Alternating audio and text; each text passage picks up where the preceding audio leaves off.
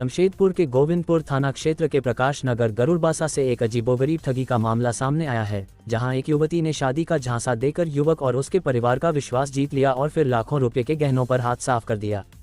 मिली जानकारी के अनुसार गोविंदपुर निवासी निखिल सिंह नामक युवक को पूजा पांड्या नाम की युवती ने अपने प्रेम जाल में फंसा लिया। बताया जा रहा है कि पूजा पांड्या पीजी में रहती थी और उसने निखिल से शादी करने की बात कही थी। इसी बीच निखिल के घर में जनेऊ कार्यक्रम का आयोजन था, जिसमें पूजा पांड्या भी शामिल होने पहुंची।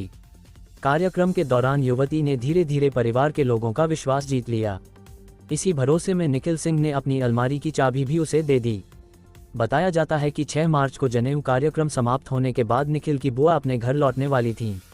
उनकी अलमारी में रखा मंगलसूत्र निकालने के लिए जब चाबी मांगी गई तो पूजा पांड्या बार बार कोई न कोई बहाना बनाकर चाबी देने से बचती रही। इसी दौरान घर में रखे जेवरात और नकद गायब होने का पता चला। चौंकाने वाली बात यह भी सामने आई कि युवती ने सिर्फ निखिल के घर ही नहीं बल्कि पड़ोसियों का भी विश्वास जीत लिया था और वहां से भी अलमारी की चाबी लेकर गहने गायब कर चुकी थी। घटना के बाद जब युवती के बारे में जानकारी जुटाई गई तो पता चला कि पूजा पांड्या पहले से शादीशुदा है और उसके 2 बच्चे भी हैं। आरोप है कि वह युवकों को प्रेम जाल में फंसाकर शादी का झांसा देती है और फिर मौका मिलते ही गहने और पैसे लेकर फरार हो जाती है। फिलहाल मामले की जानकारी पुलिस को दे दी गई है। गोविंदपुर थाना पुलिस युवती को हिरासत में लेकर पूछताछ कर रही है और पूरे मामले की जांच जारी है। यही कहानी मेरे को बोले कि 2 बच्चा भी है, तो बोला कि हमारा बच्चा नहीं कि वो मेरे दोस्त अभी तो सब परिवार वीडियो कॉलिंग में बात की इससे ज्यादा दिन से नहीं ना, अक्टूबर से ना बाबू। मेरा नवंबर का लास्ट दिसंबर से है। दिसंबर से इससे नवंबर से आप तो वहां पे थी, वो लेडीज थी। हां लेडीज क्या मेरा खटाल है वहां 9 नंबर जून में, जिनमें भाड़ा में रहती है। इसी तरह वो रोहित उसको भी तो ठगी है।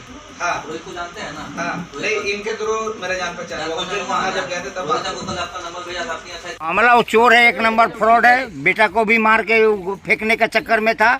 एक ठो लड़के, एक ठो को मारा है, एक ठो मर गया है फांसी लगा के, और एक ठो गोविंदपुर में इसका ये है पति है, 2 बच्चा भी है। आपको कैसे पता चला फ्रॉड है चोर है? मेरा घर में चोरी की है, पूरा गहना ले गई है। एगो मेरा दोस्त है, उसका चाबी लेके आई थी, उसका गहना आपका घर में कैसे आई है? मेरा घर में आई है, वो दोस्त थी कुटी, मेरा घर में कुटी वाला रहता है, उसका दोस्ती से दोस्ती करके हम लोग का प्रोग्राम था, प्रोग्राम में आई और प्रोग्राम में बोली कि हम रहेंगे 2 दिन। हम लोग भी सोचे रहेगी, लेडीज है, बच्ची है। हम लोग को पता चला कि आपका बेटा के साथ इसका शादी हो रहा था। हाँ पता बाद में चला कि बेटा के साथ इसका शादी करने वाली है, तब तक कि मेरा घर में गहना चोरी कर ली, पूरा अलमारी उलमारी सब करके तोड़ के सब चोरी की। तब जाके हम लोग पकड़े हैं। आज हमको थाना में हम रिपोर्ट दिए, प्रेस को रिपोर्ट दिए। हम मेरे घर में फंक्शन चल रहा था सर, और 9 नंबर जून में ये रेंट में रहती थी इन्हीं के साथ में। हमारा वहाँ खटाल है, उनसे वहाँ पे मेरा जान परिचय हुआ था और मैं ज़्यादा नहीं, हमको इस साल से इनसे थोड़ा क्लोजली हो गया था। और